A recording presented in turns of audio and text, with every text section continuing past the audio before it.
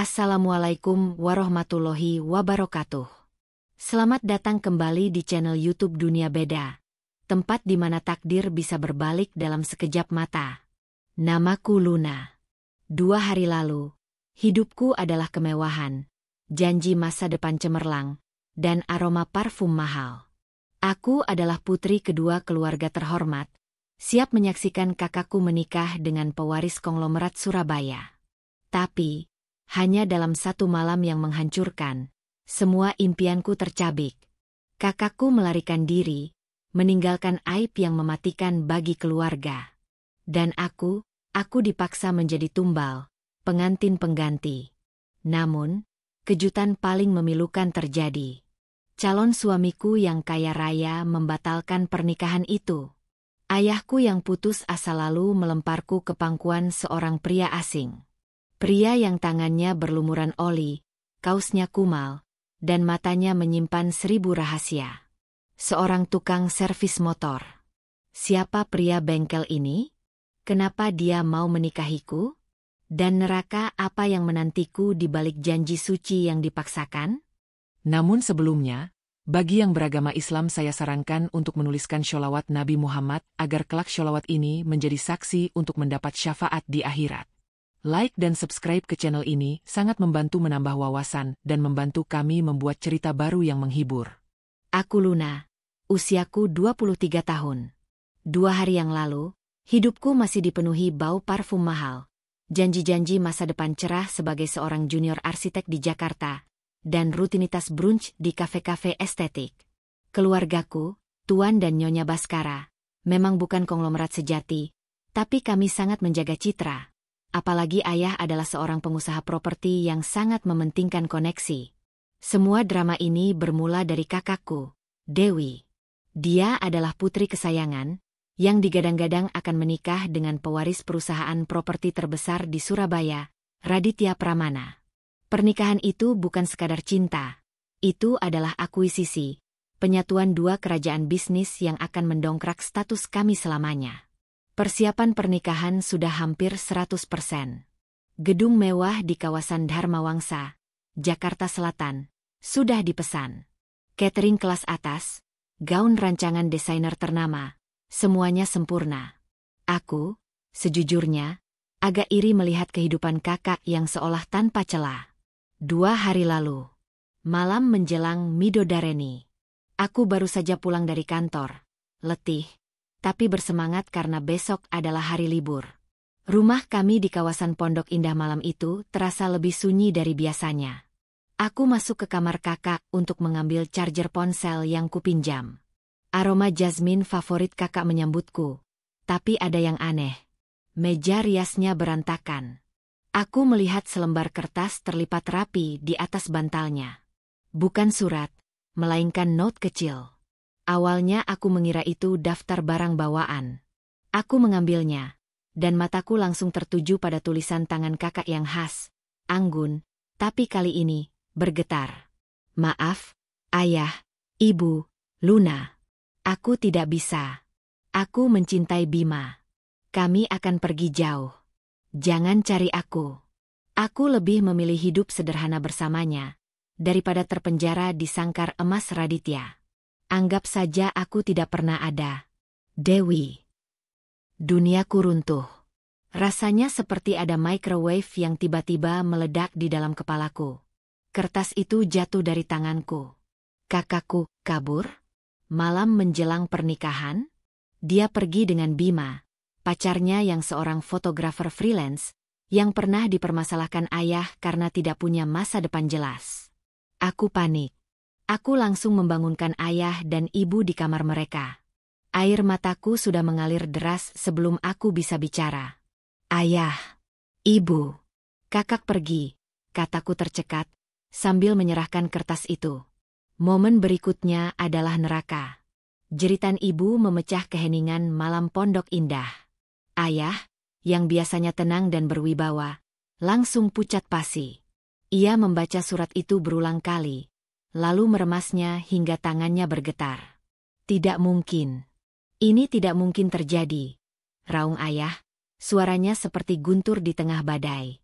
Ibu menangis histeris. Ia mulai menyalahkan diriku. Ini semua salahmu, Luna. Kenapa kamu tidak mengawasi kakakmu? Kamu selalu saja asyik sendiri. Aku terdiam. Hatiku sakit. Bukan ini saatnya menyalahkan. Ini saatnya mencari solusi. Tapi terlambat. Kakak pasti sudah jauh. Ayah mondar-mandir, menelepon orang-orangnya, mencari tahu keberadaan kakak, tapi nihil. Dewi benar-benar merencanakan ini dengan matang. Tiba-tiba ayah berhenti. Wajahnya yang tadi pucat kini berubah keras. Matanya menatapku tajam. Tatapan itu membuatku ketakutan. Luna, panggil ayah dengan suara yang menakutkan, dingin, dan penuh perintah. Kamu harus menggantikannya. Aku menggeleng kuat-kuat. Apa? Tidak, ayah. Aku bukan kakak. Aku tidak kenal Raditya. Ini bukan soal Raditya, Luna. Ayah membanting vas bunga mahal di meja. Ini soal reputasi. Besok pagi semua tamu dari Surabaya, dari Makassar, dari Singapura, sudah datang. Jika pernikahan ini batal, kita bukan hanya kehilangan muka, kita hancur. Bisnis properti kita akan jatuh. Nama baik keluarga Baskara akan tercoreng selamanya. Ibu mendekatiku, memelukku, tapi pelukannya terasa seperti borgol. Sayang, demi ayah, demi ibu, demi keluarga kita. Kamu cantik, kamu pintar. Kamu hanya perlu berdiri di sana dan mengatakan ya. Aku menangis, memohon, berlutut. Aku mohon, ayah, jangan lakukan ini padaku. Aku punya impianku sendiri. Aku tidak mau menikah dengan orang yang tidak aku cintai. Kamu tidak punya pilihan, Luna, bentak ayah. Dengarkan baik-baik. Raditya dan keluarganya sudah menginvestasikan banyak hal untuk pernikahan ini. Jika kamu menolak, aku bersumpah, kamu akan aku coret dari daftar keluarga. Kamu tidak akan mendapatkan sepeser pun, dan kamu tidak akan punya tempat tinggal lagi. Kamu akan sendirian, Luna. Ancaman itu menghantamku telak. Aku tahu ayah tidak main-main. Di mata ayah, kehormatan keluarga jauh di atas kebahagiaan anak-anaknya. Aku hanya bisa menangis pasrah. Malam itu, aku tertidur di tengah badai air mata, dengan nasib yang telah direnggut paksa. Aku akan menjadi pengantin pengganti. Keesokan harinya, subuh. Semua sudah dipersiapkan untuk menutupi aib ini. Aku sudah didandani dengan gaun pengantin kakak yang terlalu mewah untukku. Aku sedang dirias di kamar pengantin, mencoba menenangkan detak jantungku yang seperti genderang perang. Ketika tiba-tiba ibu masuk dengan wajah yang jauh lebih panik dari semalam. Matanya sembab, rambutnya sedikit berantakan. Luna, ada masalah besar, bisik ibu, hampir tidak terdengar. Apalagi, Bu? Tanyaku lirih. Aku sudah siap menghadapi segala hal buruk. Raditya, dia membatalkan pernikahan. Aku terperangah. Jantungku serasa berhenti berdetak. Batalkan. Ibu mengangguk cepat. Dia bilang, dia tidak mau menikahi wanita yang menggantikan kakaknya yang kabur. Dia tidak mau menanggung aib keluarga kita. Keluarganya sangat marah. Luna. Mereka juga membatalkan semua kerja sama bisnis. Syok. Bingung. Lega. Tapi sesaat. Jadi, aku bebas? Alhamdulillah. Aku tidak perlu menikah, Bu? Tanyaku penuh harap. Wajah ibu kembali keras. Tidak, Luna. Pesta ini sudah dimulai. Ratusan tamu sudah datang. Kita tidak bisa membatalkannya. Ayah akan gila. Lalu, siapa? Siapa yang akan kunikahi? Tanyaku mulai putus asa. Ibu menarik napas panjang. Ekspresinya menunjukkan kebimbangan, ketakutan, dan keputusasaan yang luar biasa. Ia lalu berbisik, seperti takut didengar dinding.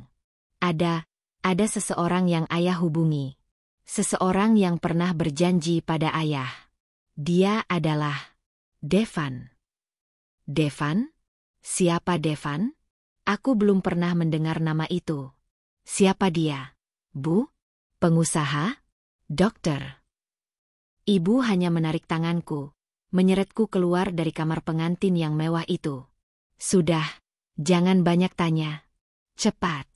Kita tidak punya waktu. Aku dipaksa berjalan cepat, menuruni tangga belakang. Jantungku berdebar semakin kencang. Kami keluar dari rumah megah, dan bukannya masuk ke mobil mewah, ibu justru membawaku masuk ke mobil tua milik sopir kami. Mobil itu melaju cepat, meninggalkan kemewahan Pondok Indah, menuju daerah yang asing bagiku. Jalan Siliwangi, di pinggiran Bogor, dekat dengan area perumahan padat. Mobil berhenti di depan sebuah toko kecil yang tampak kumuh. Papan namanya berkarat, tulisannya buram, bengkel motor Devan. Aku menatap ibu dengan ekspresi tidak percaya. Bu, kita kemana? Siapa Devan ini? Ibu hanya menunjuk ke dalam bengkel. Aku melihat seorang pria sedang berjongkok di bawah motor besar. Tangannya penuh oli hitam, wajahnya berkeringat, dan hanya mengenakan kaos oblong putih kusam dan celana jeans belel. Di sebelahnya ada kunci-kunci dan perkakas bertebaran. Dia terlihat sangat jantan, tapi kotor. Ibu memaksaku turun. Dia adalah Devan. Ayah sudah bicara padanya. Dia yang akan menikahimu.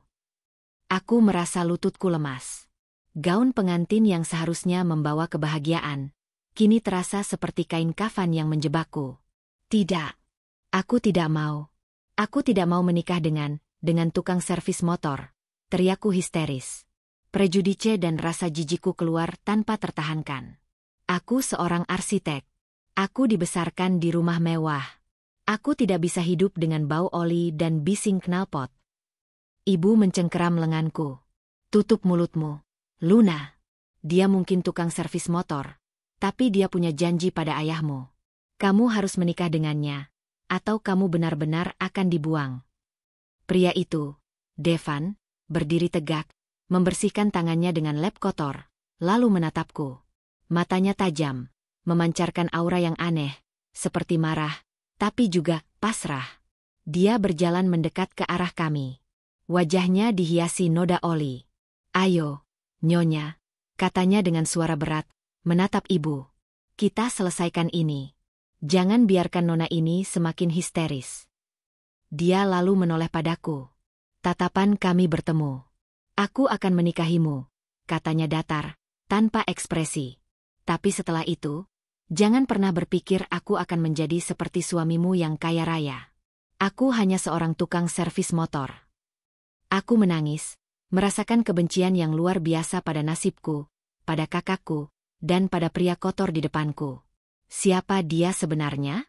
Kenapa dia mau melakukan ini? Itulah pertanyaan terakhir yang terlintas di benakku sebelum aku dipaksa masuk kembali ke mobil, menuju panggung sandiwara pernikahan yang sudah disiapkan. Aku tidak ingat bagaimana prosesi ijab kabul itu terjadi. Semuanya buram, cepat, dan terasa seperti film horor tanpa suara. Aku duduk di pelaminan mewah di Dharma Wangsa, Jakarta, mengenakan gaun pengantin ratusan juta rupiah milik kakakku. Di sampingku, Devan duduk dengan pakaian jas baru yang jelas dibelikan tergesa-gesa. Jas itu tidak bisa menyembunyikan kekakuan tubuhnya dan aura bengkel yang terasa aneh di tengah pesta glamor. Semua tamu yang hadir tidak tahu apa-apa. Mereka hanya tahu mempelai wanita diganti, dan calon suaminya terlihat berbeda dari rumor. Tapi, karena wajahku mirip kakak, dan ayah serta ibu memasang wajah tegar penuh senyum palsu, sandiwara itu berjalan lancar, menyakitkan. Setelah acara selesai, yang terasa seperti penyiksaan berkepanjangan, aku dan Devan tidak dibawa ke Hotel Bintang 5, seperti rencana awal. Kami dibawa kembali ke rumahku di Pondok Indah, ke kamar pengantin yang sudah dihias megah. Kamar yang seharusnya menjadi saksi awal kisah cinta kakak, kini menjadi penjara bagi takdirku. Aku langsung masuk ke kamar mandi, membersihkan make-up tebal itu dengan kasar, seolah ingin menghapus semua jejak kepalsuan di wajahku. Aku menatap diriku di cermin. Mata bengkak, wajah pucat, dan hati yang hancur. Aku seorang istri. Istri dari tukang servis motor yang baru kukenal 3 jam yang lalu. Saat aku keluar, Devan sudah berganti pakaian dengan kaos oblong dan celana pendek. Ia duduk di sofa kamar, jauh dari ranjang, dengan ekspresi datar. Ia sedang menghisap sebatang rokok, dan bau tembakau bercampur oli tipis itu membuat perutku mual. "Jangan merokok di sini," kataku tajam. Tidak peduli dia adalah suamiku sekarang. Devan menoleh, matanya yang tajam itu menatapku sekilas. Ia mematikan rokoknya di asbak kristal mahal dengan gerakan tenang, lalu meletakkannya di meja. "Baiklah. Maaf, Nona Luna," katanya. Ada penekanan pada kata Nona, seolah ia mengejek status sosialku. "Jangan panggil aku Nona. Panggil aku Luna," kataku, mulai emosi. "Aku akan memanggilmu apapun yang aku suka," balasnya dingin. "Bagaimana dengan pengantin pengganti? Acau. Putri yang dibeli." Kata-katanya menusuk. Aku mendekatinya. Air mata sudah menggenang lagi. "Mu pikir aku ingin ini? Mu pikir aku senang menikah dengan orang yang baru kutemui di bengkel? Mu pikir aku tidak punya impian?" Devan bangkit. Tingginya, meski tubuhnya terlihat biasa saja, cukup mengintimidasi. Ia menatapku dari atas. Wajahnya yang kotor dan keras kini terlihat jelas di bawah cahaya lampu kristal kamar. "Aku tidak peduli apa impianmu, Luna," desisnya. "Aku hanya peduli dengan kontrak ini." Ia mengambil selembar kertas yang terlipat rapi dari saku celananya. Kertas itu tampak tua dan sedikit lecek. Bukan kertas legal, tapi coretan tangan ayahku. Ia melemparkannya ke tempat tidur. "Baca itu," perintahnya. Aku mengambil kertas itu dengan tangan gemetar. Itu adalah sebuah kontrak tidak resmi yang dibuat ayah, ditandatangani oleh ayah dan Devan. Isi kontrak itu membuatku mual dan marah secara bersamaan. Poin 1. Pernikahan ini hanya bersifat sandiwara untuk menjaga nama baik keluarga Baskara. Poin 2. Tidak ada hubungan suami istri yang sah, sampai waktu yang ditentukan, atau sampai Dewi ditemukan. Poin 3. Luna dan Devan akan tinggal bersama di sebuah rumah yang disediakan ayah, jauh dari Pondok Indah, untuk sementara waktu. Poin 4. Devan akan menerima kompensasi finansial yang besar dan janji pengembangan bisnis bengkelnya oleh ayah. Poin 5. Jika Dewi kembali, atau jika ayah memutuskan sandiwara ini selesai, pernikahan ini harus dibubarkan segera, tanpa tuntutan dari pihak Devan. Ini gila. Aku dijual. Ayah menukar kehormatanku dengan uang dan janji bisnis. Bisikku, air mata jatuh membasahi kertas itu. "Mu baru sadar." Devan tersenyum sinis. Senyumnya itu membuat wajahnya yang keras terlihat semakin kejam. "Mu pikir kenapa seorang tukang servis motor mau menikah dengan junior arsitek dari Pondok Indah? Tentu saja karena kompensasi. Mu tidak punya hati." "Hatiku? Hatiku sudah lama mati, Nona Luna," katanya. Nadanya tiba-tiba berubah sangat gelap. "Sekarang, karena kita sudah menikah, kita akan menjalankan sandiwara ini. Besok, Mu akan ikut aku. Kita akan pindah dari sini. Ayahmu ingin kita menghilang sementara waktu, agar gosip mereda." "Pindah kemana?" tanyaku penuh curiga. "Ke rumahku. Di Bogor. Dekat bengkelku," jawabnya tenang. "Mu bisa melihat sendiri, bagaimana rasanya hidup tanpa kemewahan." Aku memejamkan mata. Kamar mewah ini akan kutinggalkan. Bau parfum akan berganti bau oli. Kehidupan brunch akan berganti bising knalpot. Aku terjebak. "Aku tidak akan tidur seranjang denganmu," kataku tegas. "Jangan khawatir. Aku tidak tertarik padamu," balasnya. Lalu ia mengambil selimut tebal dari lemari. "Aku akan tidur di sofa ini. Mu boleh tidur di ranjang itu. Dan ingat, tidak ada yang boleh tahu kontrak ini. Di depan dunia, kita adalah sepasang suami istri yang baru menikah dan sedang jatuh cinta. Termasuk di depan ayahmu." Setelah mengatakan itu, ia membalikkan badan, memunggungi diriku. Ia membaringkan tubuhnya di sofa, membalut dirinya dengan selimut. Ia membelakangiku sepenuhnya, seolah kehadiranku tidak berarti apa-apa. Aku duduk di ranjang pengantin yang dingin. Aku ingin menangis, tapi air mataku sudah habis. Di balik keangkuhan dan kekejamannya, ada satu hal yang mengganjal di benakku, tatapan mata Devan. Saat kami bertemu di bengkel, dan saat ia menatap ayah di pelaminan tadi, ada kilatan amarah dan dendam di matanya. Seolah-olah, pernikahan ini bukan hanya tentang uang dan bisnis. Seolah-olah, Devan sedang membalas dendam pada ayahku. Apa hubungan ayahku dan tukang servis motor ini di masa lalu? Janji apa yang membuat ayahku begitu berhutang budi padanya hingga harus mengorbankan diriku? Aku menatap punggungnya yang tegap, yang terbalut kaus lusuh. Itu adalah malam pertama pernikahan kami. Malam yang dingin, penuh kebencian, dan diapit oleh misteri yang gelap. Aku beringsut ke ujung ranjang, jauh darinya, mencoba tidur di tengah badai pikiran yang menggila. Malam itu, aku merasa Allah sedang menguji kesabaranku dengan cara yang paling kejam. Pagi menyambutku dengan kekosongan. Devan sudah tidak ada di sofa. Hanya ada selimut yang terlipat rapi, seolah ia ingin menghilangkan jejaknya secepat mungkin. Aku bangun, mandi, dan berganti pakaian. Aku memutuskan mengenakan blus sutra mahal dan celana palazzo yang biasa kupakai ke kantor. Aku ingin menunjukkan bahwa meskipun aku dipaksa menikah, aku tetaplah Luna yang berpendidikan dan punya kelas. Di lantai bawah, suasana tegang terasa mencekik. Ayah dan ibu duduk di ruang makan. Ayah hanya diam, ibu sesekali menyeka air mata. Devan sudah ada di sana. Sarapan roti tawar dengan kopi hitam. Pakaiannya sudah berganti, tapi tetap sangat sederhana. Kaos polos hitam dan jeans lusuh. Luna, duduk, kata ayah tanpa menatapku. Aku duduk, merasa terasing. Devan akan membawamu ke rumah kontrakan yang ayah sediakan di Bogor. Lanjut ayah, suaranya lelah. Mu berdua akan tinggal di sana sampai situasi mereda. Ingat, sandiwara ini harus sempurna. Kalian harus terlihat bahagia di depan tetangga. Kenapa harus Bogor? Yah, protesku. Aku bekerja di Jakarta.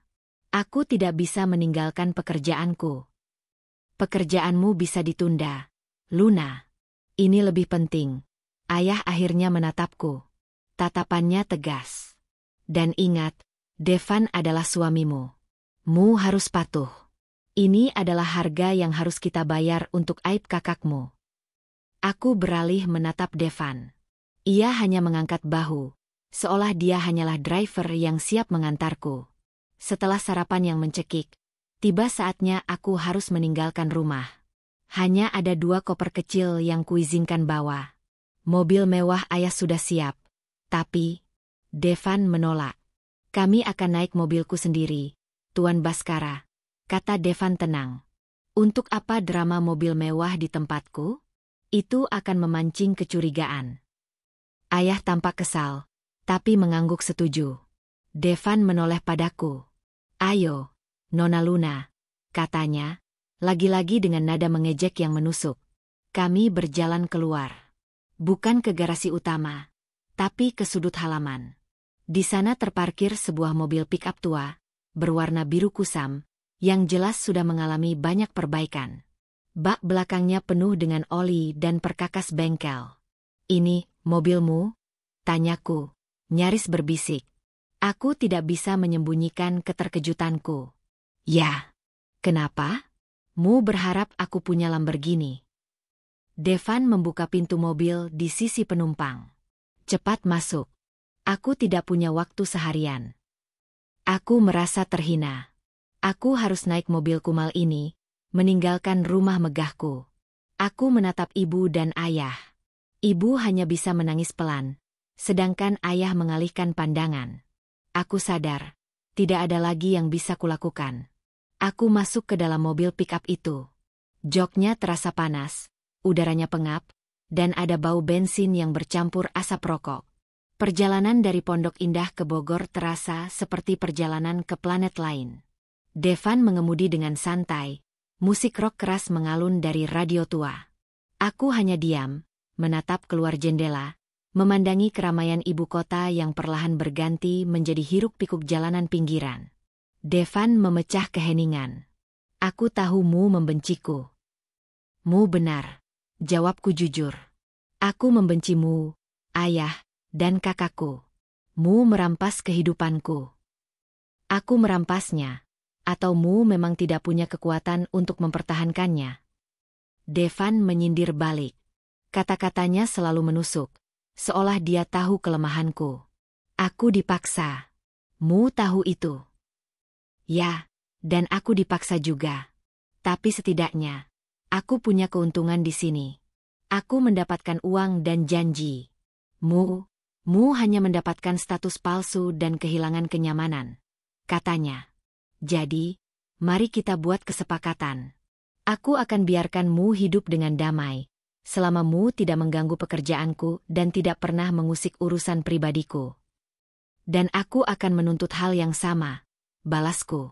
Aku tidak akan pernah bertanya kenapa Mu mau menikahi putri orang yang menghina Mu. Devan tertawa kecil, tawa yang kering dan hambar. Mu benar. Itu adalah urusanku. Tapi Mu harus tahu, ayahmu berhutang sangat besar kepadaku, Luna. Sangat besar. Hingga seluruh kerajaan bisnisnya pun tidak akan cukup untuk membayarnya. Pernikahan ini hanyalah bunga dari hutang itu. Pernyataannya membuatku terdiam. Hutang yang sangat besar? Apa yang ayahku lakukan? Sekitar 2 jam kemudian, kami tiba. Kami berhenti di sebuah kompleks perumahan sederhana di dekat pusat kota Bogor. Bukan kompleks elit, hanya rumah-rumah dengan desain standar.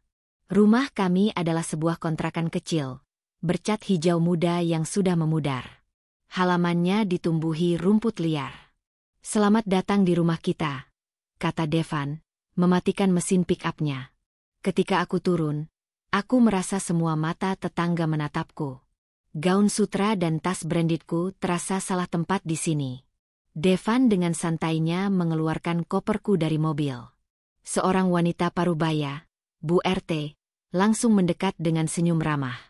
Assalamualaikum warahmatullahi wabarakatuh. Devan, sudah pulang? Siapa ini? Istrimu, ya? Cantiknya. Devan tersenyum ramah. Senyum yang sama sekali tidak pernah ia tunjukkan padaku. Senyum itu tulus dan hangat. Dia berubah total di depan orang lain. Waalaikumsalam, Bu RT. Iya, ini istri saya, Luna. Kami baru saja menikah, kata Devan, lalu merangkul pinggangku dengan posesif. Aku terkejut, tapi aku harus berakting. Selamat, nak. Semoga sama waya. Wah, Luna pasti capek ya. Rumahnya kecil, nak, tapi insya Allah nyaman, kata Bu RT. Aku tersenyum dipaksakan. Terima kasih, Bu.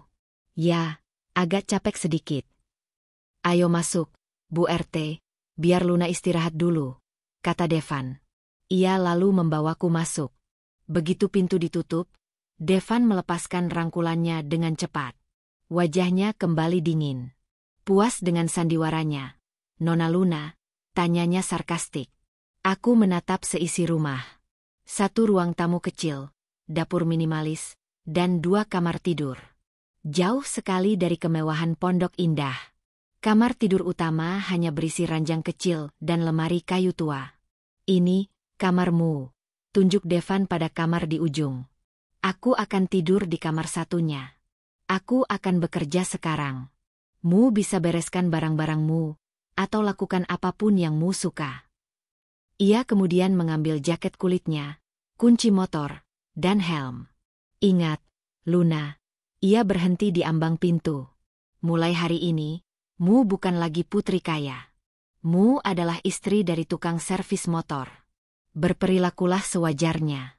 Jangan sampai sandiwara ini bocor. Kehidupan kita berdua dipertaruhkan. Ia pergi, meninggalkan aku sendirian di rumah kontrakan yang asing. Aku duduk di ranjang, mencium bau debu dan kelembapan. Aku membuka koperku, mengeluarkan pakaian-pakaian mahalku. Aku merasa seperti alien. Aku tidak bisa membayangkan bagaimana aku akan bertahan di sini. Aku merasa Allah sedang menghukumku, bukan kakakku. Aku berjalan ke jendela, melihat Devan mengendarai motor besarnya, menuju ke jalan utama. Motornya berisik, tapi ada aura kebebasan yang kuat dari dirinya. Aku kembali ke ruang tamu, dan melihat ada sebuah bingkai foto yang terbalik di atas meja. Rasa penasaranku mengalahkan rasa takut.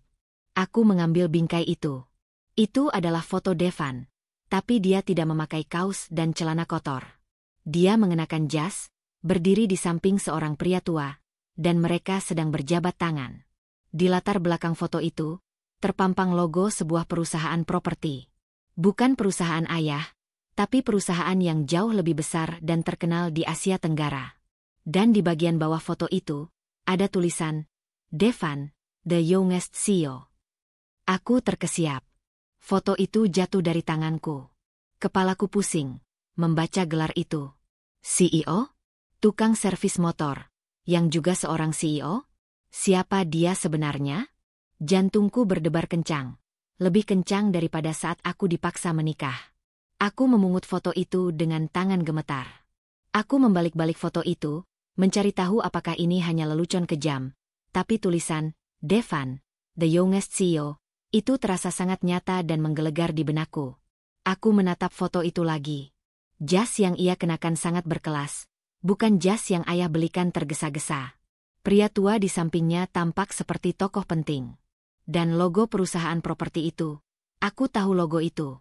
Itu adalah Aditama Property Group, pesaing terbesar ayahku, yang bahkan ayah sering sebut sebagai raja tak tersentuh di pasar Asia Tenggara.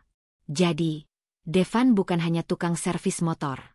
Dia adalah CEO Aditama Property Group, pria yang duduk di sofa kotor di bengkel itu. Pria yang tidur di kamar sebelahku dengan kaos lusuh. Dia adalah seorang miliarder. Kepalaku mulai merangkai kepingan puzzle yang hilang. Jika dia CEO, kenapa dia mau menerima uang ayahku? Kenapa dia mau tinggal di rumah sederhana ini?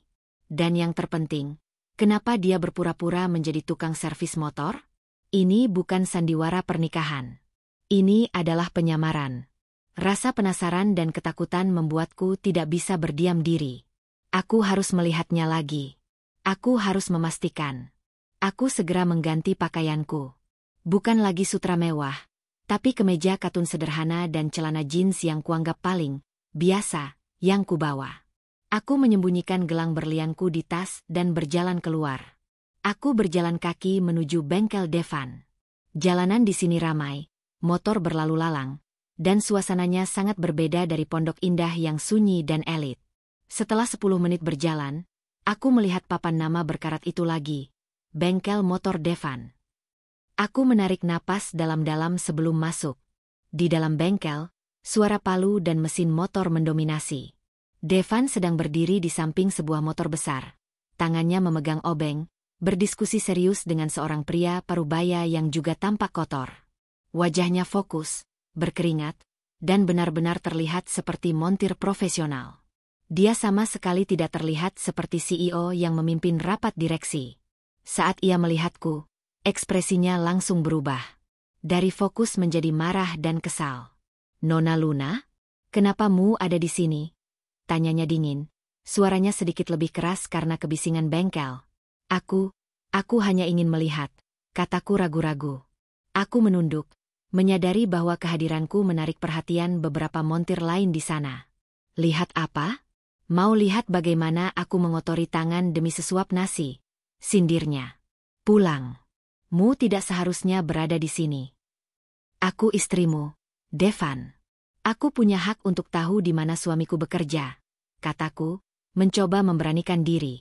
Devan memelototiku, tapi ia dengan cepat menarikku menjauh dari pandangan montir-montirnya. Ia membawaku ke sudut bengkel yang lebih sepi, tempat tumpukan ban bekas berada. Jangan pernah datang ke sini lagi, Luna. Desisnya, suaranya rendah dan penuh ancaman. Aku sedang bekerja. Dan di sini, aku hanyalah Devan, tukang servis motor. Mengerti? Aku mengerti, kataku, lalu aku mengambil risiko. Tapi, Devan, siapa itu the youngest CEO? Pertanyaanku tepat sasaran. Wajah Devan yang tadinya kesal, kini berubah menjadi terkejut dan sangat marah. Matanya menyipit, dan ia mencengkeram lenganku. Cengkeramannya kuat dan menyakitkan.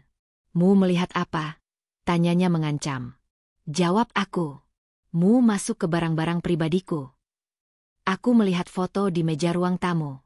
Fotomu, di samping pria itu. Ada tulisan Aditama Property Group dan CEO. Aku menjelaskan dengan napas terengah-engah. Devan melepaskan tanganku. Ia menyapu rambutnya ke belakang dengan frustrasi, meninggalkan jejak oli di dahinya. Ia melihat sekeliling, memastikan tidak ada yang mendengar. "Dengarkan baik-baik, Luna. Apa yang mu lihat, harus mu lupakan. Segera," katanya. Suaranya kini kembali dingin. "Tapi kali ini ada lapisan bahaya di sana. Aku tidak bisa." "Siapa mu sebenarnya? Kenapa mu berbohong? Kenapa mu melakukan sandiwara gila ini? Apa hubungannya dengan ayahku?" tuntutku. Devan bersandar di dinding. Ia menatapku lama, seolah sedang menimbang apakah ia harus membunuhku atau menjawab. "Baik. Mu mau tahu? Aku akan beritahumu, tapi satu kata saja keluar dari mulutmu. Sandiwara pernikahan ini akan berakhir hari ini juga. Dan aku akan pastikan ayahmu menanggung semua akibatnya," ancamnya. Ia menarik napas. "Nama asliku memang Devan. Aku adalah CEO Aditama Property Group. Aku bukan tukang servis motor. Bengkel ini adalah aset pribadiku, tempat aku menghabiskan waktu luang dan menjaga identitas penyamaranku." "Penyamaran? Untuk apa?" "Untuk balas dendam," jawabnya, suaranya berat dan gelap. "Ayahmu, Tuan Baskara, adalah orang yang bertanggung jawab atas kehancuran keluargaku 10 tahun lalu. Dia menipu kakekku, merebut sebagian besar aset Aditama saat kakekku sakit. Dia membuat janji pada kakekku, janji gila, untuk menikahkanku dengan salah satu putrinya, sebagai kompensasi atas perbuatannya." Aku tercekat. Pernikahan ini adalah pembalasan dendam yang dingin dan direncanakan. Ketika kakakmu kabur, ayahmu panik. Dia melihat itu sebagai kesempatan terakhir untuk memenuhi janji konyol itu, dan sekaligus menutup aibnya. Dia menawarkan aku uang dan janji bisnis untuk menikahimu. Dan aku mengambilnya. Lanjutnya, tatapannya penuh kebencian. "Kenapa? Kenapa mu mau? Mu sudah kaya." "Karena aku tidak butuh uangnya, Luna. Aku hanya butuhmu." Aku mundur selangkah. "Butuh aku? Mu bilang mu tidak tertarik padaku." "Aku butuhmu sebagai alat untuk memeras ayahmu." Secara perlahan, katanya, senyum sinisnya kembali muncul. "Selama mu adalah istriku, ayahmu akan berada di bawah kontrolku. Aku akan menggunakan statusku sebagai menantunya untuk menghancurkan bisnisnya dari dalam, sedikit demi sedikit, sampai ia kehilangan segalanya. Sampai ia merasakan sakit yang sama seperti yang dirasakan kakekku." Aku menutup mulutku, menahan tangis. Aku bukan pengantin pengganti. Aku adalah sandera dalam perang bisnis yang kejam. Allah, betapa kejamnya takdir ini. "Sekarang mu tahu rahasia ini, Luna," katanya, mendekatiku. "Mu akan tinggal di rumah itu, berpura-pura menjadi istriku, dan mu akan tutup mulut. Jika mu berani membocorkan identitasku, aku akan pastikan ayahmu di penjara dan bisnisnya hancur dalam semalam. Pilihlah, Luna, kehancuran ayahmu, atau penderitaanmu di sampingku." Aku menatap mata Devan. Mata seorang pemangsa, bukan tukang servis motor. Aku tidak punya pilihan. Aku mengangguk pelan, air mata mengalir di pipiku. "Bagus," katanya. "Sekarang, pulanglah. Dan jangan pernah datang ke sini lagi, kecuali aku yang menyuruh." Aku berbalik, meninggalkan bengkel yang bising itu. Langkahku terasa berat. Aku tidak hanya menikahi seorang CEO, aku menikahi musuh bebuyutan ayahku, yang menjadikanku pion dalam permainan balas dendamnya. Aku adalah istri dari seorang Yonges CEO yang sedang menyamar sebagai tukang servis motor di Bogor. Keesokan harinya, aku terbangun dengan pikiran yang jauh lebih jernih, namun penuh kebencian. Aku adalah istri dari Devan Aditama, Youngest CEO dari Aditama Property Group. Status yang seharusnya bisa membuatku bangga, kini terasa seperti tali jerat. Aku memutuskan untuk tidak membiarkan Devan melihat kelemahanku lagi. Aku akan menjalankan peranku sebagai istri tukang servis motor yang sederhana. Jika dia bisa berakting, aku juga bisa. Rutinitas baruku sangat membosankan. Aku membersihkan rumah kecil itu, mencuci pakaianku dan pakaiannya, yang selalu berbau oli, dan mencoba memasak. Hasil masakanku, jujur saja, menyedihkan. Devan hanya memakannya sedikit, tanpa komentar, dan langsung pergi ke bengkel. Kami hidup di bawah atap yang sama, tapi terpisah oleh tembok kebencian dan rahasia yang mengancam. Aku tidur di kamar yang kami sepakati. Dia tidur di kamar sebelah, yang lebih kecil. Kami nyaris tidak bicara, kecuali saat ada tetangga yang datang. Setiap kali Bu RT atau tetangga lain datang, Devan berubah. Ia akan tersenyum lembut, memanggilku, sayang, dan bahkan sesekali mencium keningku di depan mereka. Aktingnya luar biasa natural, membuatku jijik sekaligus kagum. Kenapa Mu harus seakting itu di depan mereka? Protesku suatu malam, setelah tetangga pergi. Devan hanya menatapku dingin. Karena aku harus membangun kredibilitas. Luna. Aku harus terlihat mencintaimu. Aku harus terlihat berjuang untukmu. Istriku yang terbuang dari keluarga kaya. Itu membuat sandiwara ini lebih kuat. Semua sandiwara ini hanya untuk memperkuat alasannya saat menghancurkan ayahku. Hari-hari berlalu.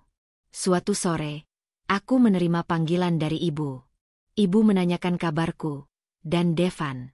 Ibu kangen, sayang. Ayah juga. Devan baik-baik saja di sana? Tanya ibu dengan suara khawatir.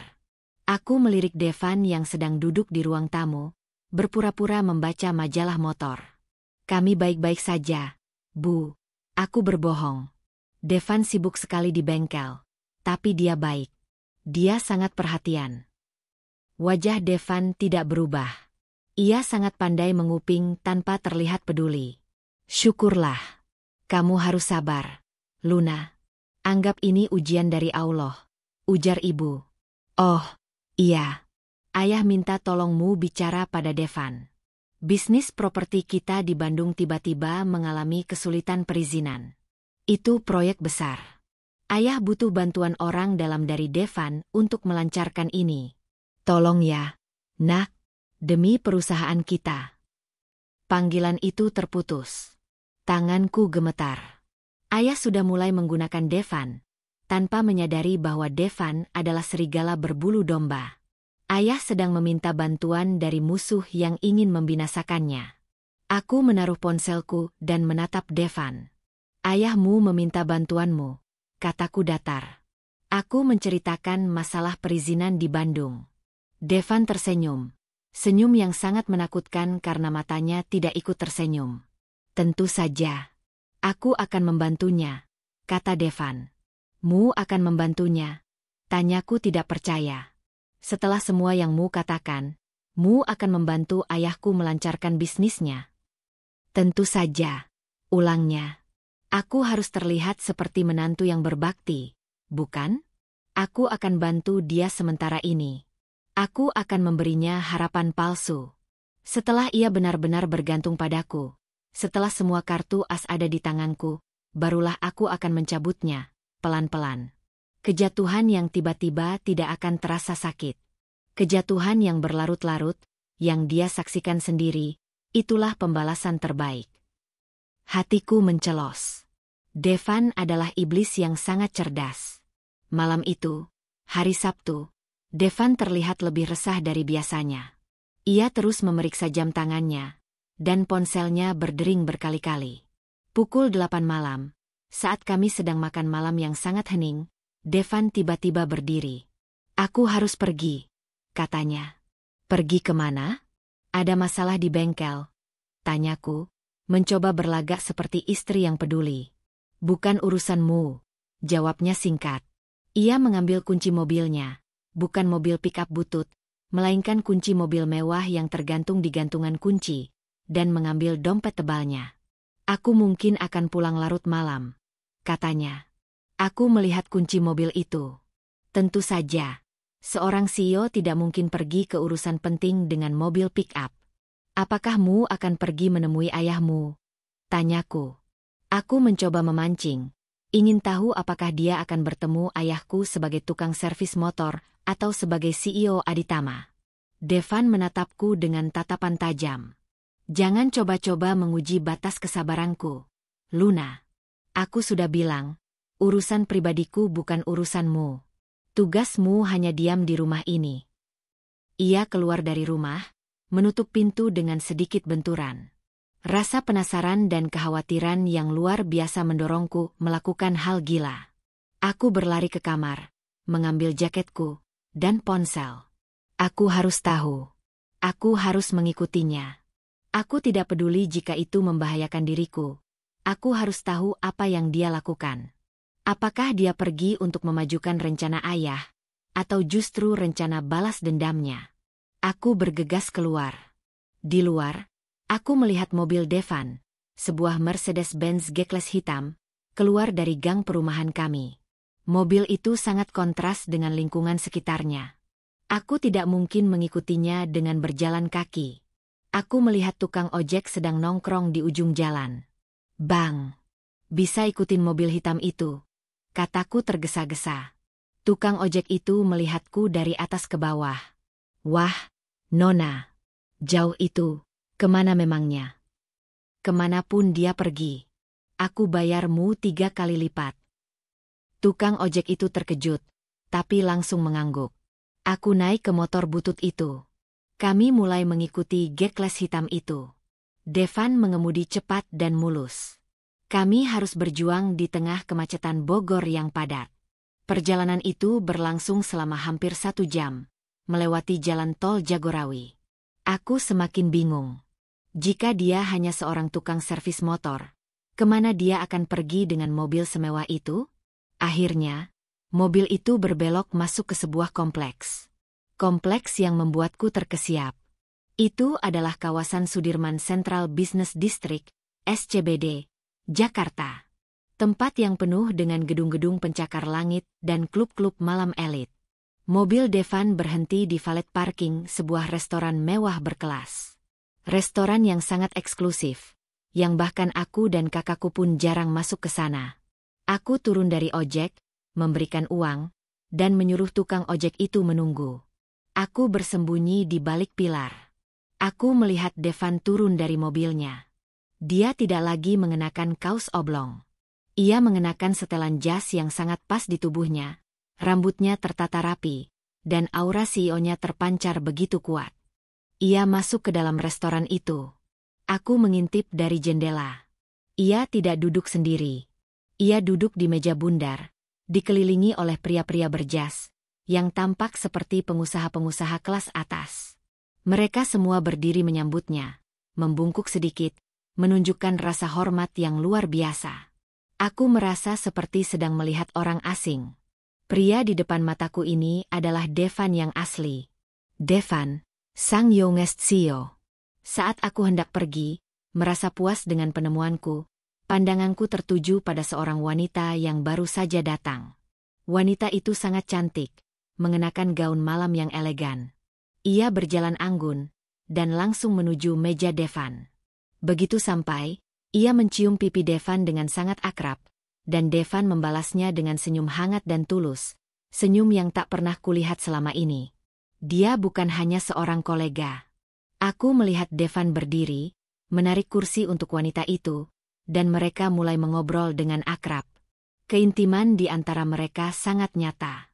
Siapa wanita itu? Dan apa artinya ini bagi sandiwara pernikahan kami? Pemandangan itu terasa seperti ditusuk belati, bukan karena aku mencintai Devan, jauh dari itu, tapi karena harga diriku sebagai seorang istri, meskipun palsu, tercabik-cabik. Wanita itu. Dia memiliki aura yang sama kuatnya dengan Devan, seorang wanita yang jelas terbiasa dengan kemewahan dan pusat perhatian. Mereka tertawa, berbicara dengan bahasa tubuh yang intim, seolah tidak ada jarak yang memisahkan mereka. Sementara aku, istri sahnya, duduk di atas motor butut di luar gedung mewah, mengintip dari balik pilar. "Nona, mobilnya sudah jalan lagi," kata tukang ojek yang menungguku. Kita pulang. Aku mengangguk lemas. Aku sudah mendapatkan cukup informasi. Aku adalah istri sah, tetapi aku bukan wanita dalam kehidupan aslinya. Aku hanyalah pion di rumah persembunyiannya. Perjalanan pulang ke Bogor terasa seperti penyesalan yang membakar. Aku seharusnya tidak pernah datang ke sana. Aku sudah tahu siapa dia, dan mengetahui sisi lain kehidupannya hanya memperdalam luka dan kebencianku pada situasi ini. Sekitar pukul 12 malam, aku sudah kembali ke rumah kontrakan itu. Aku duduk di ruang tamu yang remang-remang, menunggu. Aku tidak tahu mengapa aku menunggu.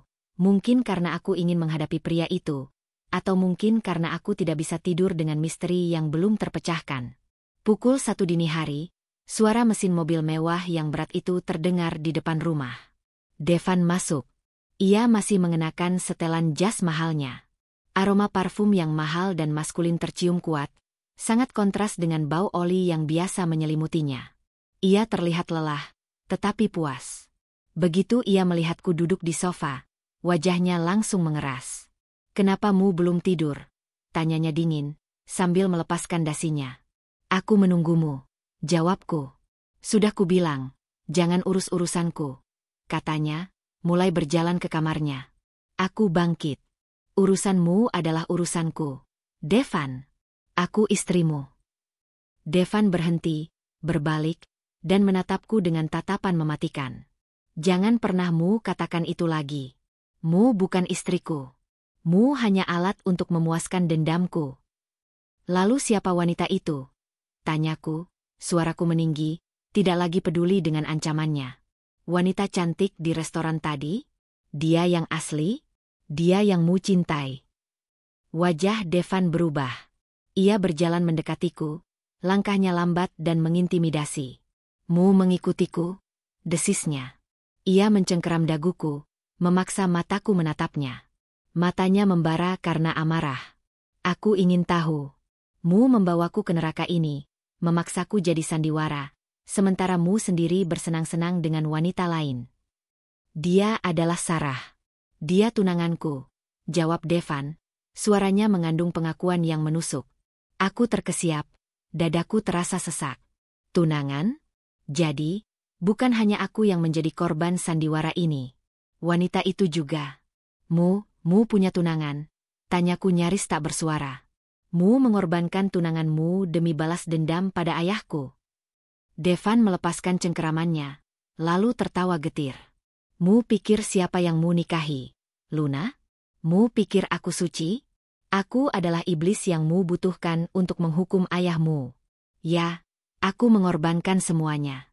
Sarah tahu sebagian dari rencana ini, tapi dia tidak tahu tentang pernikahan kita. Dia tahu aku sedang menghilang untuk urusan bisnis rahasia. Dia sedang menungguku. "Mu pembohong. Mu memanfaatkan semua orang. Dan ayahmu? Ayahmu juga pembohong. Dia memanfaatkanmu.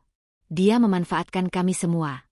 Balasnya, nadanya semakin keras, memecah kesunyian malam di Bogor. "Bedanya, Luna, aku jujur pada diriku sendiri. Aku sedang membalas dendam. Aku sedang menghancurkan dia. Dan mu adalah alat kunciku." Aku menangis histeris. Aku tidak tahan lagi dengan semua kepalsuan ini. Aku berlari ke kamarku, menutup pintu, dan menguncinya. "Aku membencimu, Devan. Aku membencimu," teriakku dari balik pintu. Devan berdiri di depan pintu kamarku. Suaranya terdengar berat dan lelah. "Mu boleh membenciku. Itu hakmu," katanya.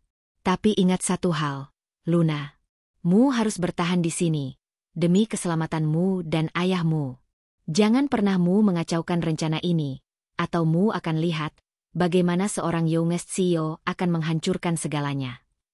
Malam itu, aku tidur dengan air mata, terkurung di kamar yang sempit, dengan suami berstatus CEO yang sedang menyamar dan memiliki tunangan di luar sana. Aku memutuskan. Aku tidak bisa terus menjadi korban. Jika Devan adalah pemain catur, aku harus menjadi bidak yang bergerak sendiri. Aku harus mencari tahu lebih banyak tentang hutang ayahku dan apa yang sebenarnya terjadi 10 tahun lalu. Keesokan paginya, Devan sudah pergi sebelum aku bangun. Hanya ada sepucuk note di atas meja dapur, bukan dengan tulisan tangannya, melainkan diketik dan dicetak rapi. Aku ada urusan di luar kota selama 3 hari. Jangan hubungi aku. Tugasmu, jaga sandiwara. Jangan bicara pada siapapun tentang diriku yang sebenarnya. Uang bulananmu sudah kutransfer ke rekening barumu. Jangan kekurangan apapun. D. Aku mengambil ponselku, mengecek rekening bank yang aku tahu ayah buatkan. Saldo di sana membuat mataku terbelalak. 500 juta rupiah. Jumlah yang sangat besar untuk hidup selama sebulan. Dia benar-benar seorang CEO. Aku melihat sekeliling rumah kosong itu. 3 hari. Ini adalah kesempatan emas. Aku bisa kabur. Tapi jika aku kabur, ayah akan hancur dan Devan akan membalas dendam dengan lebih kejam. Aku harus mencari tahu rahasia ayah. Aku membuka laptopku. Dengan saldo rekening itu, aku tidak bisa menghubungi ayah. Itu terlalu berisiko.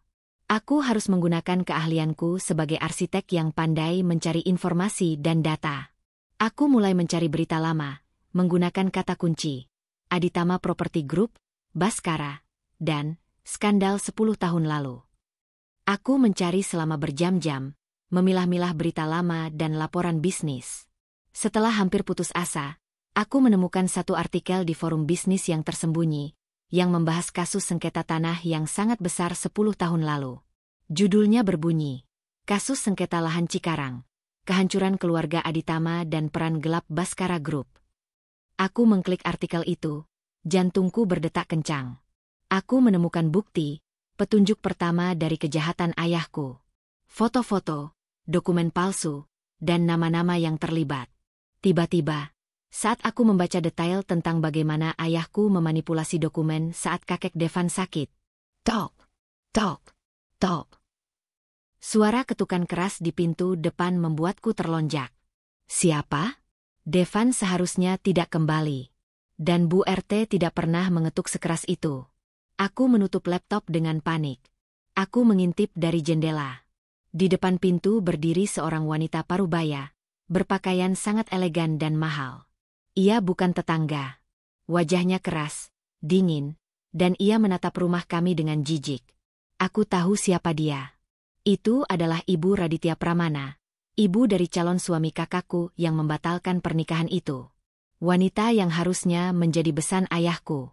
Assalamualaikum warahmatullahi wabarakatuh. Luna, buka pintunya. Saya tahu kamu ada di dalam. Saya datang untuk menagih aib yang telah keluargamu ciptakan, teriaknya. Jantungku berdebar tak karuan. Ibu Raditya Pramana, Nyonya Miranti. Wanita yang terkenal sangat menjaga kehormatan keluarga dan memiliki lidah setajam silet. Dia ada di depan rumah kontrakan kecilku di Bogor. Aku tahu kenapa dia datang. Dia datang untuk melampiaskan kemarahannya karena pernikahan putranya batal dan reputasi mereka tercoreng. Dia datang untuk melihat betapa menderitanya pengantin pengganti yang dibuang ayah. Aku membuka pintu dengan ekspresi setenang mungkin, meski di dalam hati aku gemetar. Aku menyambutnya dengan senyum palsu. Assalamualaikum warahmatullahi wabarakatuh. Nyonya Miranti. Sapaku formal. Nyonya Miranti melangkah masuk tanpa diundang. Matanya langsung menyapu ruangan tamu yang kecil dan sederhana itu dengan tatapan penuh jijik. Gaunnya yang mahal dan perhiasannya yang berkilauan terasa sangat berlebihan di ruang sempit ini. Oh, alhamdulillah, Luna, katanya dengan nada sinis, berhenti di tengah ruangan. Jadi ini tempat tinggalmu sekarang? Dari Pondok Indah ke sini? Sungguh ironis. Pantas saja ayahmu menyembunyikanmu. Saya dan Devan menyukai kesederhanaan, Nyonya, jawabku, mencoba membalas dengan ketenangan. Aku mematikan laptop yang masih terbuka di meja. Sederhana? Atau melarat? Dia tertawa, tawa yang menusuk. Keluargamu sudah mempermalukan keluarga kami di depan seluruh Surabaya. Putramu yang kabur itu, dan ayahmu yang menggantinya dengan dirimu, lalu tiba-tiba menikahkanmu dengan siapa namanya? Devan? Tukang servis motor itu. Devan adalah suamiku, Nyonya. Dan kami bahagia, kataku, memaksakan senyum manis. Bahagia? Jangan bercanda, Luna. Saya datang ke sini karena mendapat kabar dari ayahmu, bahwa suamimu ini punya janji yang mengikat ayahmu. Janji gila apa yang dimiliki tukang servis motor ini hingga ayahmu mengorbankan putrinya yang tersisa? Tanyanya, matanya menyelidik. Aku tahu aku harus berhati-hati. Sedikit saja salah bicara, rahasia Devan bisa terbongkar, dan rencana balas dendamnya akan kacau, yang berarti kehancuran ayahku. Itu adalah urusan internal keluarga kami, Nyonya Miranti. Saya harapmu menghormati privasi kami, kataku, berusaha mengusirnya secara halus. Nyonya Miranti tampak marah. Ia melangkah ke arahku, wajahnya sangat dekat. Dengar, Luna. Kami tahu ayahmu sedang dalam masalah besar. Dan kami tahu suamimu ini pasti punya pengaruh untuk membantu ayahmu dalam proyek Bandung yang sedang macet itu. Bisiknya penuh tuntutan. Saya ingin kamu bicara padanya. Bantu ayahmu, dan pastikan proyek itu lancar. Jika Baskara Group jatuh, kami juga akan rugi besar. Aku menarik napas. Dia tidak hanya datang untuk menghina, dia datang untuk memanfaatkan. Saya sudah bicara dengan Devan, Nyonya. Dia sedang mengurusnya, ujarku. Mengurus? Sampai kapan? Teriaknya, mulai tidak sabar. Tiba-tiba, dari arah pintu terdengar suara deru motor besar yang sangat keras. Suara motor sport yang familiar, bukan suara motor pick-up. Pintu depan terbuka. Devan berdiri di ambang pintu, masih mengenakan kaos oblong dan celana kotor yang berlumuran oli. Ia membawa helm full face di tangan kirinya. Aura bengkel dan keringat langsung memenuhi ruangan. Dia terkejut melihat Nyonya Miranti. Ekspresi marahnya seketika berubah menjadi senyum ramah yang dibuat-buat. Assalamualaikum warahmatullahi wabarakatuh. Oh, ada tamu? Saya Devan. Mu pasti Ibunda Raditya, ya? Silakan duduk, Nyonya. Sapa Devan dengan nada yang sangat sopan dan merendah. Nyonya Miranti langsung menarik wajah jijik. Ia mundur 2 langkah, seolah alergi pada bau oli. Kamu, tukang servis motor itu? Tanyanya dengan nada menghina. Devan menggaruk tengkuknya, berlagak malu-malu. Iya, Nyonya. Saya Devan. Suami Luna. Maafkan saya. Saya baru pulang dari bengkel. Bau oli, ya. Nyonya Miranti memandang Devan dari atas ke bawah. Tatapannya penuh penghinaan. Saya tidak tahu sihir apa yang kamu gunakan pada Baskara. Tapi dengar, Devan. Saya ingin kamu bantu mertuamu. Mereka dalam masalah besar. Devan mengangguk sopan. Oh, Tuan Baskara? Ayah mertua saya memang sudah bicara. Proyek properti di Bandung itu, ya? Tentu saja, Nyonya. Saya sedang mencoba membantu. Tapi saya hanya tukang servis motor. Koneksi saya terbatas, Nyonya. Hanya di kalangan perizinan level rendahan. Doakan saja saya bisa membantu. Devan berhasil merendahkan dirinya sendiri, membuat Nyonya Miranti semakin yakin bahwa ia hanyalah orang kecil yang tidak tahu apa-apa. Sudahlah, Luna. Saya tidak punya waktu untuk drama Cinderella yang berakhir di bengkel ini, kata Nyonya Miranti, menatapku dengan tatapan kasihan palsu yang penuh penghinaan. Jikamu cerdas, paksa suamimu ini untuk membantu ayahmu. Atau kalian berdua akan ikut terpuruk bersamanya. Nyonya Miranti berbalik dan pergi dengan tergesa-gesa, seolah takut kotor jika terlalu lama di sana. Ketika pintu tertutup, keheningan mencekam menyelimuti kami. Devan langsung melepaskan senyum palsunya. Ia menatapku dengan tatapan tajam. Mu berani-beraninya membuka pintu untuk tamu itu, desisnya. Mu ingin sandiwara ini terbongkar. Dia datang sendiri, Devan. Dia datang untuk menuntut. Dan aku berhasil menjaga rahasiamu, kataku, emosi meluap. Tapi kenapa mu datang dengan motor sport? Kenapa tidak mobil pick-up bututmu? Aku sudah bilang, aku pergi untuk urusan penting. Aku kembali dengan motorku karena mobilku sedang diservis. Dan aku tahu dia akan datang. Mu tahu. Devan berjalan ke kamar, tapi berhenti. Tentu saja. Aku harus tahu setiap langkah yang ayahmu ambil. Kehancurannya adalah proyekku, Luna. Dan sekarang mu tahu, game ini semakin panas. Aku melihat Devan masuk ke kamarnya. Aku merasa lelah, stres, dan marah. Aku melihat laptopku yang masih menyala. Aku harus segera mencari tahu semua tentang kasus sengketa lahan Cikarang itu. Aku kembali ke laptop, membaca artikel itu lagi. Ayahku ternyata memalsukan surat kepemilikan tanah milik kakek Devan, membuatnya bangkrut dan akhirnya meninggal karena serangan jantung. Dan lahan itu sekarang sedang dibangun proyek perumahan mewah ayahku. Tiba-tiba, aku menyadari satu hal yang terlewat. Di dalam dokumen sengketa itu, ada satu nama lagi yang terlibat, yang menjadi saksi kunci ayahku, kakakku, Dewi. Dewi pernah menjabat sebagai notaris magang di kantor ayah saat itu. Kakakku tahu tentang skandal ini? Apakah itu sebabnya dia kabur? Bukan karena Bima, tapi karena dia takut kejahatan ayahku terbongkar. Atau dia tidak mau terlibat dalam pernikahan balas dendam ini? Saat aku merangkai potongan puzzle itu, ponselku berdering. Nomor tak dikenal. Aku ragu-ragu, lalu mengangkatnya. Halo. Luna. Alhamdulillah. Ini aku, Dewi.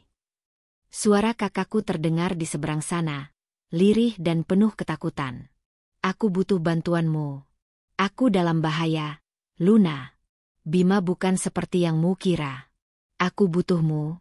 Aku harus bicara.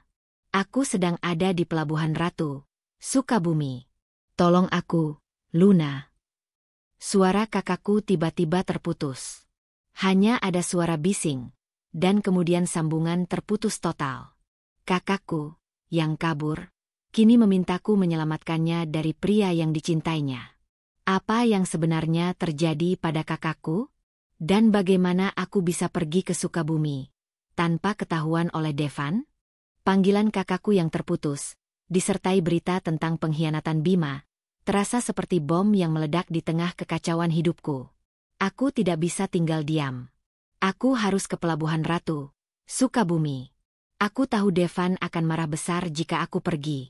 Tapi aku tidak peduli lagi dengan balas dendamnya atau sandiwara ini. Kakakku, meski sudah menyusahkanku, tetaplah darah dagingku. Aku bergegas ke kamar Devan, mencari dompet atau kunci mobilnya. Aku menemukan kunci mobil Gekles yang ia pakai tadi malam. Aku tahu mengendarai mobil itu akan menarik perhatian, tapi aku tidak punya pilihan lain. Aku mengambil sejumlah uang tunai yang ada di dompetnya, lalu meninggalkan note di atas bantalnya. Aku pergi mencari kakakku. Jangan cari aku. Ini urusanku. Aku keluar rumah, jantungku berdetak kencang, dan berhasil menyalakan mobil Devan. Mobil mewah itu melaju perlahan keluar dari gang sempit Bogor, menuju jalan raya ke arah Sukabumi. Perjalanan itu penuh ketegangan. Aku mengemudi selama hampir 3 jam. Aku tiba di Pelabuhan Ratu, sebuah area pantai yang ramai namun juga menyimpan banyak sudut tersembunyi. Aku menelepon nomor kakakku berulang kali, tapi tidak aktif. Aku mencoba mencari petunjuk berdasarkan suara yang kudengar saat telepon terputus, suara debur ombak dan bising pelabuhan. Aku tiba di area dermaga. Aku berjalan menyusuri barisan kapal kecil. Setelah 1/4 jam mencari, mataku menangkap sosok familiar. Bima, kekasih kakakku. Dia sedang berbicara tegang dengan seorang pria besar, bukan dengan kakakku. Aku bersembunyi di balik tumpukan jaring. Aku mendengar percakapan itu. Dia harus menyerahkan sertifikat itu. Bima. Kalau tidak, dia tidak akan melihat wanitamu lagi, bentak pria besar itu. Aku sudah berusaha, Bang. Dewi bilang sertifikat tanah Cikarang itu ada di tempat aman, jawab Bima. Sertifikat tanah Cikarang? Itu adalah lahan sengketa milik kakek Devan. Jadi, kakakku kabur bukan hanya karena cinta, tapi karena dia menyembunyikan bukti kunci kejahatan ayahku. Dan Bima, kekasihnya, ternyata hanya memanfaatkannya untuk mendapatkan sertifikat itu. Tiba-tiba, Dari sebuah gubuk di pinggir dermaga, kakakku keluar, diseret oleh wanita lain. Wajahnya pucat, matanya ketakutan. Bima, kenapa Mu lakukan ini padaku? Mu bilang Mu mencintaiku, teriak kakakku. Cinta? Aku butuh uang, Dewi. Dan sertifikat itu bernilai miliaran. Mu yang membawanya lari, bentak Bima. Aku ingin berlari keluar, tapi aku tahu aku akan terperangkap. Aku harus mencari bantuan. Aku meraih ponselku untuk menelepon polisi, tapi tiba-tiba sebuah tangan kekar membekap mulutku dari belakang. Mau kemana, Luna? Aku meronta. Aku tahu suara ini. Devan. Dia menarikku menjauh dari dermaga. Mu gila, Luna? Kenapa Mu kesini sendirian? Kakakku dalam bahaya. Dia diculik Bima. Bima ingin sertifikat tanah Cikarang. Bisikku, air mata bercampur frustrasi. Aku tahu. Aku sudah tahu semuanya, kata Devan. Aku sudah melacak posisimu dari GPS mobilku. Dan aku juga sudah melacak pergerakan KKU sejak dia kabur. Mu tahu? Ya. KKU tidak kabur murni karena cinta. Dia kabur karena Bima adalah mata-mata perusahaan saingan ayahmu yang ingin mencuri sertifikat itu untuk menghancurkan ayahmu sebelum aku bisa melakukannya. Dia panik karena Dewi mengetahui rencana itu dan ikut kabur membawa sertifikatnya. Tiba-tiba, kami mendengar suara tembakan. Dor! Devan langsung menarikku masuk ke dalam mobil. Ia menelepon seseorang dengan nada perintah yang tegas. Tim, sekarang. Mereka di gubuk dermaga. Amankan Dewi dan tangkap Bima. 5 menit kemudian, 2 mobil hitam tanpa lencana polisi tiba di dermaga. Pria-pria berjas rapi, bukan montir, keluar dan langsung bergerak cepat. Siapa mereka? Devan? Tanyaku terkejut. Tim keamanan Aditama. Mereka sudah mengikutimu dan KKU sejak tadi pagi. Aku tidak akan membiarkan sertifikat itu jatuh ke tangan yang salah, jawabnya. Jika Mu ingin balas dendam ayahmu, sertifikat itu harus ada di tanganku. Klimaks dan pengakuan. Beberapa jam kemudian, kami sudah kembali ke Bogor. Kakakku, Dewi, dalam keadaan shock, tapi aman diurus oleh salah satu anggota tim Devan. Bima dan antek-anteknya berhasil diamankan. Aku duduk di ruang tamu, di depan Devan. Devan sudah kembali ke kaos oblongnya. Namun, auranya kini adalah aura seorang pemenang. Kakakmu, Dewi, sudah mengaku semuanya, kata Devan tenang. Dia yang memegang sertifikat asli tanah Cikarang. Sertifikat yang akan membuktikan ayahmu melakukan penipuan. Dia menyembunyikannya karena ayahmu mengancamnya jika dia membocorkan rahasia ini. Jadi, Mu sudah menang? Tanyaku getir. Mu sudah punya alat untuk menghancurkan ayahku. Devan menatapku lama. Ya, Luna. Aku sudah menang. Aku bisa menghancurkan ayahmu hari ini juga. Ia mengambil kertas kontrak kami. Kertas yang usang dan penuh janji palsu. Ia merobeknya menjadi serpihan kecil. Sandiwara ini selesai, katanya. Aku sudah mendapatkan apa yang aku mau. Kakakmu aman. Sertifikat itu sudah di tanganku. Aku menunduk, air mataku menetes. Terima kasih sudah menyelamatkan kakakku, Devan. Aku melakukannya demi sertifikat, Luna. Bukan demimu atau kakakku. Ia berkata dengan dingin, namun ada jeda yang aneh. Aku akan pergi sekarang, kataku. Bangkit. Aku akan tinggalkan rumah ini. Aku akan kembali ke Jakarta, mulai hidupku dari nol. Mu tidak perlu pergi, kata Devan. Nadanya tiba-tiba melembut, menghentikan langkahku. Aku berbalik, terkejut. Apa maksudmu? Aku sudah memikirkan ini selama 3 hari aku pergi. Devan menatapku lurus. Aku menikahimu demi dendam. Aku menjadikanmu pion. Tapi selama 3 hari aku melihatmu berjuang. Mu membersihkan rumah ini, Mu mencoba memasak, dan hari ini, Mu mempertaruhkan nyawamu demi kakakku, yang sudah menghancurkan hidupmu. Ia mendekatiku. Wajahnya yang biasa keras, kini tampak rumit. Aku melihat diriku di dalam dirimu, Luna. Seseorang yang dipaksa berjuang di tengah kehancuran keluarga. Aku melihat kekuatan yang tidak aku duga. Aku datang ke bengkel itu sebagai tukang servis, agar aku bisa melupakan sejenak beban CEO. Tapi di sini, di rumah kecil ini, Mu membuatku merasa normal. Mu membuatku merasa seperti Devan, bukan youngest CEO. Lalu, bagaimana dengan Sarah? Tunanganmu? Tanyaku, bingung. Aku sudah membatalkan pertunanganku dengan Sarah. Aku tidak bisa menjebaknya dalam sandiwara yang lebih besar ini. Aku tidak bisa membohongi diriku lagi. Devan menarik napas panjang. Aku mulai menyukaimu. Aku tidak tahu kenapa, tapi aku tidak ingin Mu pergi. Aku terdiam, hatiku bergetar. Aku akan menghancurkan ayahmu secara bisnis.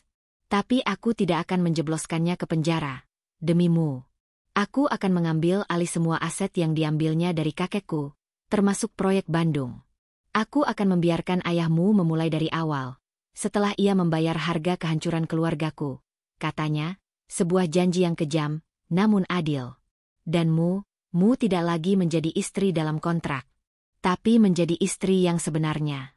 Tinggallah, Luna, bersamaku. Kita mulai dari awal, bukan sebagai CEO dan arsitek, bukan sebagai tukang servis dan putri kaya, tapi sebagai Devan dan Luna. Aku menatap mata Devan.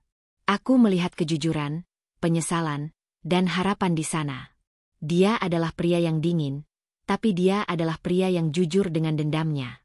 Dan dia memilihku, pengantin pengganti yang ia benci, di atas tunangannya dan rencana awalnya. Aku tersenyum. Senyum pertama yang tulus sejak pernikahan gila ini.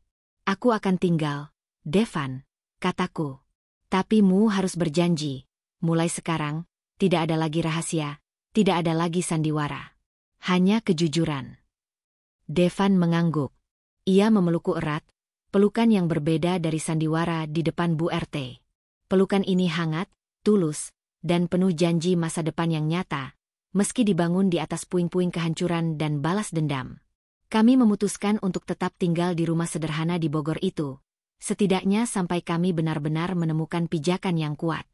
Devan tetap mengurus bengkelnya, sebagai penyamarannya, dan kami mulai membangun kembali hidup kami, dengan cinta yang bersemi dari kebencian dan kebohongan. Jangan pernah menilai seseorang dari sampulnya, atau dari pekerjaan yang tampak. Devan, tukang servis motor, ternyata adalah seorang youngest CEO yang membawa keadilan dan cinta sejati. Sementara kakakku, putri yang sempurna, justru terlibat dalam intrik gelap. Allah selalu memiliki cara unik untuk memutarbalikkan takdir, mengajarkan kita bahwa kekayaan sejati bukan dari harta, tapi dari hati yang tulus. Bagaimana? Apakah kisah cinta yang bersemi dari dendam, sandiwara, dan bau oli ini membuatmu terkejut? Aku, Luna, akhirnya menemukan cinta sejati di samping seorang tukang servis motor, yang ternyata adalah miliarder. Jangan lupa berikan like jika Mu menyukai plot twist dan ending dari kisahku ini. Komentar di bawah, apa pendapatmu tentang keputusan Devan meninggalkan Sarah demi aku? Dan bagaimana nasib ayahku selanjutnya? Dan tentu saja, subscribe ke channel ini agar Mu tidak ketinggalan cerita tak terduga lainnya. Sampai jumpa di kisah selanjutnya.